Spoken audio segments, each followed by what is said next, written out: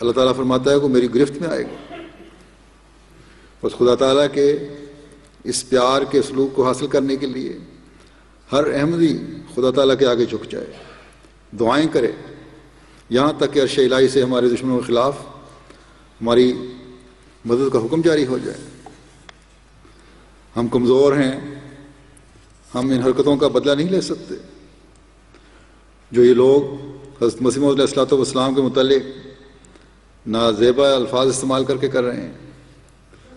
بس ایک ہی علاج ہے کہ اپنی سجدہ گاہوں کو ترک کریں, اپنے مولا, بے کسوں کے والی اور مظلوموں کے حامی کو پکاریں, حضرت صلی اللہ علیہ وسلم کے خدا کو پکاریں جس نے کمزور اور نہتے مسلمانوں کو محکوم سے حاکم بنا دیا, جس نے دشمن کا ہر مکر ان پر الٹا دیا.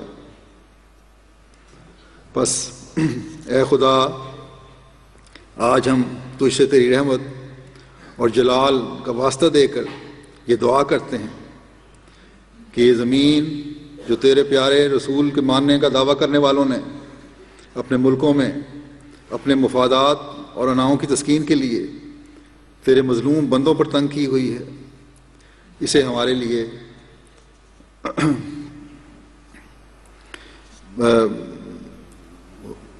خاردار اور جنگل بنانے کی کوشش یہ لوگ کر رہے ہیں. اپنی رحمت خاص سے اسے ہمارے لیے جنت بنا دے, ہمارے لیے اسے گل و گلزار کر دے,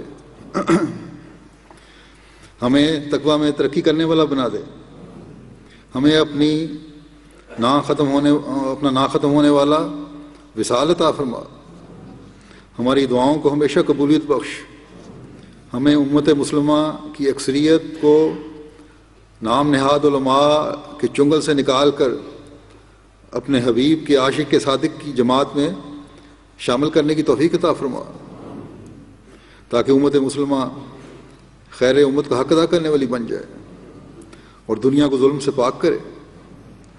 اے ارحم الراحمین خدا, تو ہم پر رحم فرماتے ہوئے ہمیں اس کی توفیق عطا فرما.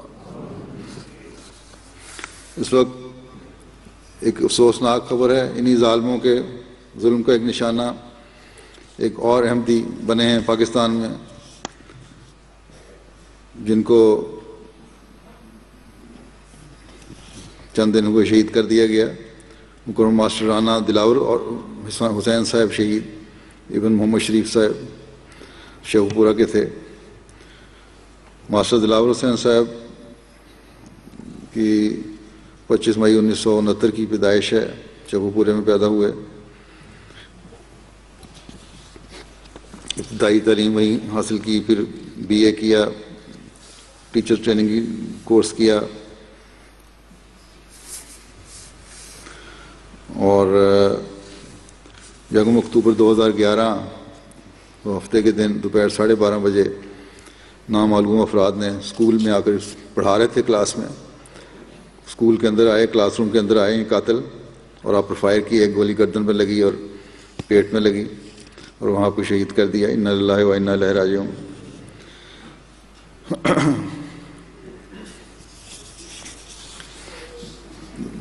کافی اسکول میں تو زخمی حالت میں تھے, کافی حالت خراب تھی, ہسپتال لے جایا جا رہا تھا, راستے میں شہادت ہو گئی. یہ نو احمدی تھے, طبیعت میں شروع ہی سے دینی امور میں دلچسپی اور حق کی تلاش و جستجو تھی. آپ مختلف علماء سے ملتے تھے اور کتب کا مطالعہ مصروف رہتے تھے. اسلامی فرقوں کے متعلق ریسرچ آپ کو معمول تھا. چنانچہ سعید فطرت ہونے اور ذاتی تحقیق کی بنا پر آپ ان باتوں کو جو آج کل بدعات پھیلی ہوئی ہیں علماء پھیلاتے ہیں, بیعت سے پہلے ہی ترک کر چکے تھے.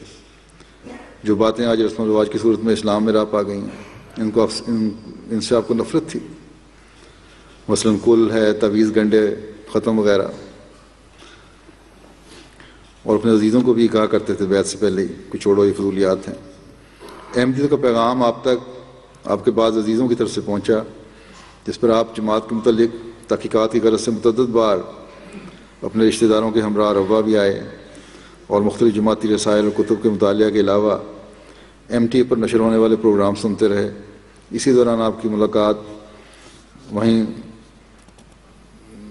ایک معروف احمدی سے ہوئی، ان کے رابطے میں رہنے لگے اور کچھ عرصے بعد آپ نے بیعت کا ارادہ کر لیا۔ جب آپ کو کہا گیا کہ ابھی کچھ وقت مزید تحقیق کر لیں اور تسلی کر لیں پھر آپ کی بیعت لیں گے، تو انہوں نے جواب دیا کہ اب بس میری بیعت لے لیں، کیا پتہ ہے کہ اس دوران مجھے موت آئے، اور میں جہالت کی موت نہیں مرنا چاہتا، اس لیے آپ میری بیعت لیں۔ چنانچہ 29 ستمبر 2010 کو یہ اپنے بیوی بچوں سمیت احمدیت کی آغوش میں آ گئے، اور بیعت کرنے کے بعد غیر معمولی اخلاقی اور روحانی تبدیلی رونما ہوئی۔ نہ صرف یہ کہ نمازوں میں مزید توجہ پیدا ہوئی، قرآن کریم کی تلاوت کے پابند ہو گئے، اپنے بچوں کو بھی اس کی تلقین کرتے تھے، گھر پر نماز باجماعت کا اہتمام کرواتے تھے۔ خلافت سے بھی آپ کو والیانہ عشق تھا۔ بیعت کے فوراً بعد گھر میں MTA کا انتظام کروا لیا، نہ صرف خود دیکھتے تھے بلکہ بچوں کو بھی ساتھ لے کے دکھاتے تھے، اکثر پروگرام سنتے تھے MTA کے، بلکہ دعوت اللہ کا جذبہ اور شوق تھا، غیر معمولی طور پر بھرا ہوا تھا۔ چنانچہ اپنے عزیزوں اور ساتھی ٹیچرز کی دعوتوں کا اہتمام فرماتے تھے اور مقامی مربی سے ان کا رابطہ مسلسل کرواتے رہتے تھے۔ اس کے علاوہ جماعتی CDs اور MTA اور جماعتی کتب و رسائل ان تک پہنچاتے تھے، اور خود بھی مختلف کتب اپنے زیر مطالعہ رکھتے تھے۔ ایک مربی صاحب نے مجھے لکھا کہ بڑے نڈر تھے تبلیغ کرنے کے معاملے میں۔ اسی طرح خلافت سے اور حضرت مسیح علیہ السلام کی جب نام آتا ہے، تصویریں دیکھتے تھے تو بڑا عقیدت و احترام ان کی آنکھوں میں نظر آتا تھا۔ مربیان اور معلمین اور جماعتی عہدیداروں سے غیر معمولی اخلاص و وفا کا تعلق رکھتے تھے۔ مہمان نوازی کی صفت ان میں بہت نمایاں تھی۔ جمعہ پڑھنے کے لیے باقاعدگی سے جاتے اور اپنے بچوں کو بھی ساتھ لے کر جاتے۔ اپنے بچوں کی تربیت کی طرف کی بہت فکر تھی انہیں، اور ان کی خواہش تھی کہ ان کا چھوٹا بیٹا مربی بنے۔ ہر قربانی کے لیے ہر وقت تیار رہتے تھے۔ فوراً بعد جماعتی چندہ جات میں شامل ہوئے۔ بیعت کے فوراً بعد بڑی مخالفت کا سامنا کرنا پڑا آپ کو۔ بیعت کے بعد عزیزوں اور رشتہ داروں نے آپ کو بائیکاٹ کر دیا، لیکن اس بائیکاٹ کے باوجود آپ ایمان میں پختہ ہوتے چلے گئے۔ آخر ان کے بعض مولویوں سے ان کی بحث مباحثہ بھی کرواتے رہے ان کے گھر والے، لیکن مولویوں کے پاس تو کوئی دلیل نہیں، عاجز آ جاتے تھے وہ۔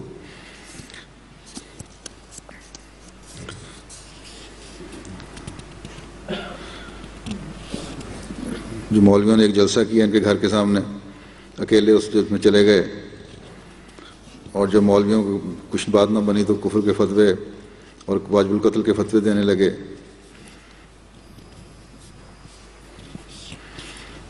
لیکن آپ بلا خوف اس جلسے میں شامل رہے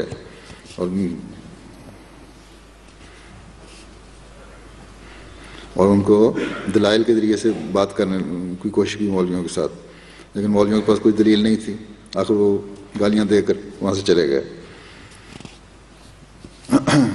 آپ کی پہلی ایک شادی ہوئی تھی جو وفات پا گئی تھی، پہلی بیوی۔ پھر 93 میں ان کی دوسری بہن سے شادی ہوئی پہلی بیوی کی، ان سے آپ کے 2 بیٹے اور 2 بیٹیاں پیدا ہوئیں،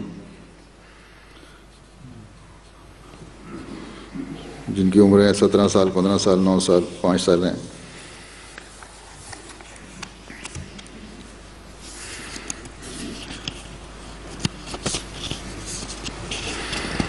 اللہ تعالیٰ مرحوم کے درجات بلند فرمائے اور ان کے بیوی بچوں کو بھی استقامت عطا فرمائے، ایمان میں ترقی دے اور ان کا حامی و ناصر ہو، صبر اور حوصلہ عطا فرمائے۔ ان کے جنازہ جمعے کی نماز کے بعد ادا کروں گا انشاءاللہ۔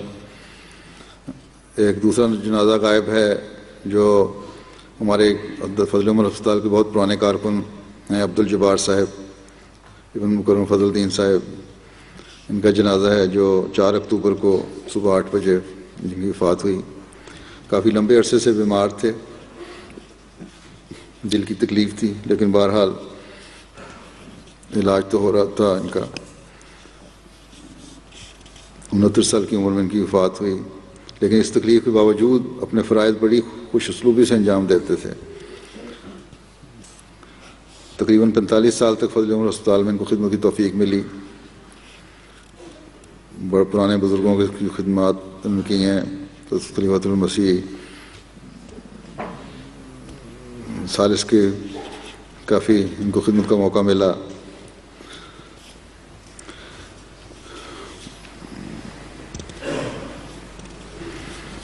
بڑے ملنسار اور منکسر مزاج تھے بلکہ میں نے دیکھا ہے کہ ہسپتال کے عملے میں سب سے زیادہ خوش اخلاق یہی تھے اور مریض ان کو پسند بھی بہت کرتے تھے. اللہ تعالیٰ مرحوم کے درجات بلند فرمائے اور ان کے لوائقین کو صبر اور حوصلہ عطا فرمائے. تیسرا جنازہ ہے ناصر احمد ظفر صاحب مکرم مولانا محمد ظفر صاحب کا. یہ بھی گو سرکاری ملازم تھے لیکن جماعتی خدمات مختلف موقعوں پر وہ کرنے کی توفیق ملی اور ریٹائرمنٹ کے بعد یہ مستقل وقف کی طرح انہوں نے جماعت کی خدمات انجام دی ہیں اور علاقے کے لوگوں کے ساتھ ان کا اچھا میل جول تھا. اور خلیفہ مسیح ثالث بھی، خلیفہ مسیح رابع بھی، اس کے بعد میں بھی مختلف لوگوں سے تعلق کی وجہ سے ان کو مختلف کاموں کے لیے بھیجتا رہتا تھا. اچھے ایک علاقے کے سوشل ورکر بھی تھے اور تعلقات بھی ان کو رکھنے آتے تھے. اللہ تعالیٰ ان کے بھی درجات بلند فرمائے اور ان کے لوائقین کو صبر اور ہمت عطا فرمائے. یہ تمام جنازے ابھی انشاءاللہ نمازوں کے بعد ادا ہوں گے.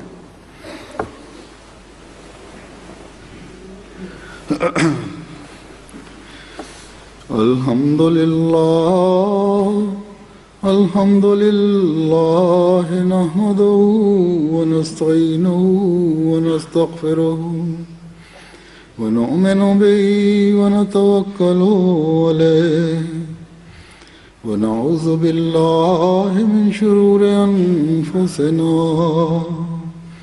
ومن سيئات أعمالنا. من يهده الله فلا مضل له ومن يضلل فلا هادي له ونشهد أن لا إله إلا الله ونشهد أن محمدا عبده ورسوله.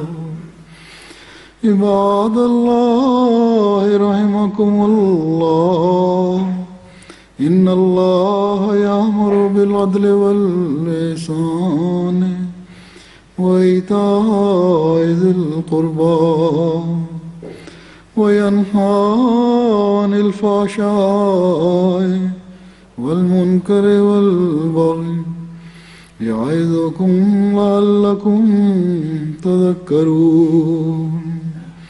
اذكروا الله يذكركم وادعوه يستجب لكم ولذكر الله أكبر.